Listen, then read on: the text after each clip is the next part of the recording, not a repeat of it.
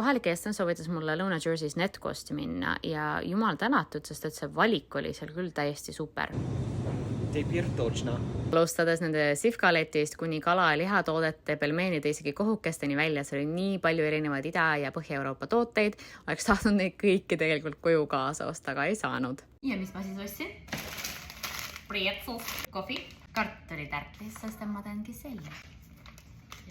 Leedu juustu, munase sõstra ja juustuga pannkooki, veel pannkooki, pasteeti, adžikat, majoneesi, 2 tükki neid kohvisid, ma ei tea, kus see teine kadus, ja kirstomateid. Ühe moonisai ostsin ka, aga selle saime autos ära. Moonisai.